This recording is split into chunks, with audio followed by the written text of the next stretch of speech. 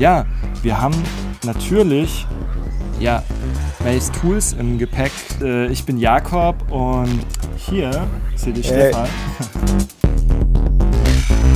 Es hat vor allen Dingen den Hintergrund, warum wir das Ganze jetzt machen, ist, dass wir jetzt nach fast 2 Jahren Entwicklung und jetzt schon im 7. Jahr nach der Veröffentlichung von Maze Tools und insbesondere Maze Tools Sonyface jetzt ein Update gemacht haben mit Version 4.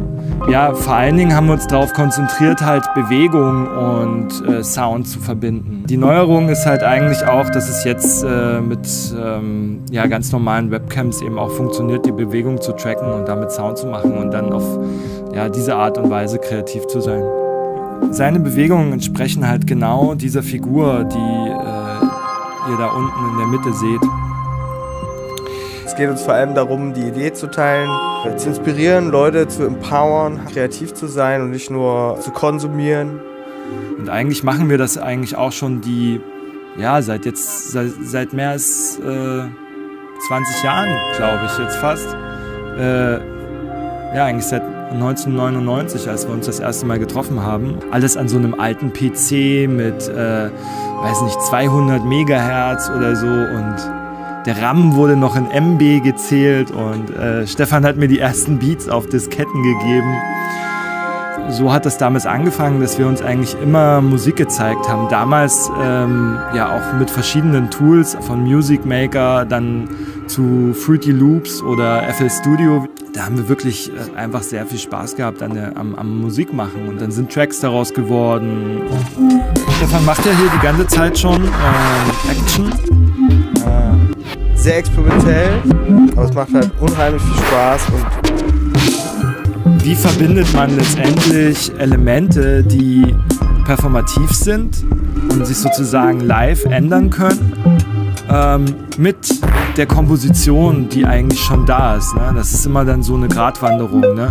Die einen, die stecken halt sozusagen ihren USB-Stick rein und spielen eigentlich ein fertiges Setup und drücken eigentlich in den jeweiligen Playlists eigentlich nur noch Play. Alles ist fertig gesynkt, alles ist harmonisch aufeinander abgeglichen, dass alle Übergänge stimmen, bis hin zu Leute wie Onyx Ashanti, wo halt eigentlich jeder Impuls live sich verändert, jeder Sensor den Sound verändert. Aber so interaktive Sachen, die sich so vorzubereiten, wie zum Beispiel Motion-Tracking-Elemente oder eben auch so ein Live-Drums einspielen an einer bestimmten Stelle. Aber es macht auch einfach Spaß. Ja, komme ich so vom Hundertsten ins Tausendste. Ihr könnt hier auch sehen auf der linken Seite die nummerierten Kreise, das sind die Pattern. Die kann man ja dann auch immer auslösen, in Reihe schalten und dann eben auch kombinieren und mixen. Du wischst da die ganze Zeit irgendwie auf diesem Bildschirm drauf rum. Was machst du da eigentlich so? Machst du das jetzt wirklich die ganze Zeit live? Hier zum Beispiel bei dem Pattern ist es halt interessant, das ist jetzt kein Pattern, wo man mit dem Motion Tracking, sage ich mal, eine Melodie spielt, sondern da geht es halt eher darum, dass man den Sound so performativ beeinflusst. Wenn ich jetzt nicht sozusagen die Hände aufmache und wieder zumache, sieht man halt jetzt den Unterschied. Ne?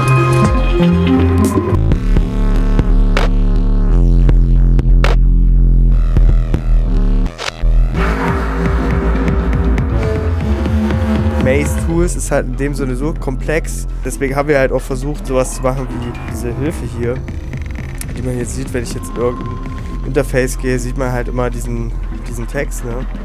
Und man kann halt auch noch weiterlesen, indem man jetzt zum Beispiel in den Guide geht. So was haben wir jetzt alles so hinzugefügt, dass man auch so mal sich eine Übersicht macht. Ich meine, wir kennen halt diese Kommentare. Ja, es ist cool, dass ihr die Tutorials hinzugefügt habt, aber hat mir nichts gebracht, weil es am Ende zu komplex ist. Musik lebt ja durch Virtuosität, aber auch durch das Durchsteigen dieses Mazes. Jedes Musikinstrument, gerade im digitalen Bereich und auch wo es dann halt technisch komplex wird, ist halt ein Labyrinth.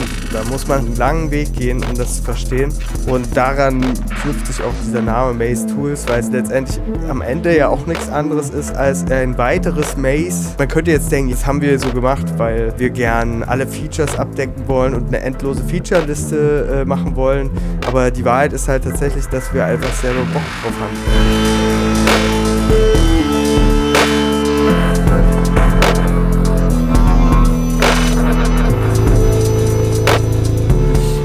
Für Leute, die zum Beispiel jetzt in der Band sind oder die noch ein Instrument auch spielen und von der Seite eben kommen und einfach auch Lust haben, irgendwie was zu entdecken, für die ist es natürlich ein Mehrwert, wenn die dann halt den Layer dazuschalten können und sehen genau, welcher Gitterstab oder welcher Note entspricht.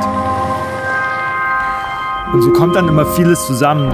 Ja, mit solchen Tools, dass man zum Beispiel die Klaviatur so einstellbar macht, dass man in dem Sinne nicht falsch spielen kann, weil man halt zum Beispiel in der Pentatonik spielt oder halt genau in der Scale, in der Tonleiter spielt, mit der Hand oder eben mit Touch oder eben mit einer Klaviatur oder man kann auch ein MIDI-Keyboard benutzen oder so. Das sind dann halt die Tools, wo du dann halt weißt, ja okay, wenn ich jetzt einen Workshop mache, mit Kids, aber auch mit Leuten, die jetzt einfach nur Lust haben auf Musik. Die können da einfach mal eine Runde jammen, so einfach dieses Gefühl haben, wie das eigentlich sonst nur so in Anführungsstrichen richtige Musiker und Musikerinnen haben, die halt einfach da auf dem Instrument abgehen und diese Virtuosität und dieses Gefühl und dieses sich reinfallen lassen und einfach das auch zu fühlen. Das ist halt eigentlich dann der Punkt. So, dass halt, wenn du weißt, ja, ich kann gar nicht falsch spielen in dem Sinne, dann wird dann eben auch die Hemmung abgebaut und auch der Stress irgendwie vor den anderen oder so, irgendwas falsch zu machen. Halt, ja.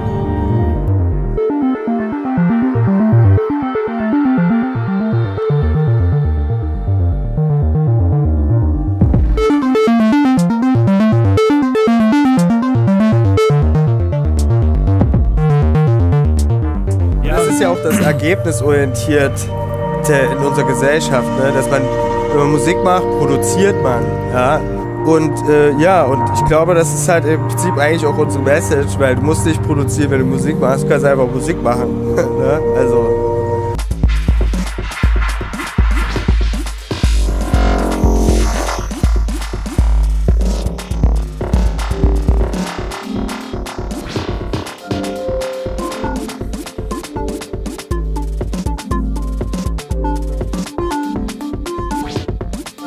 Dass man so einen eigenen Progress hat, hängt auch damit zusammen, dass man Musik betreibt. Nicht nur, weil da ein Track rauskommt, sondern weil, ja, dass es einem was gibt, mental. Ne? Für mich ist halt Musik machen genau so ein Ding irgendwie. Ne? Dass es halt einfach mental super förderlich ist. Und das, also, was halt vielleicht einige verstehen können, so, die einfach auch Musik machen, weil es den Bock halt macht.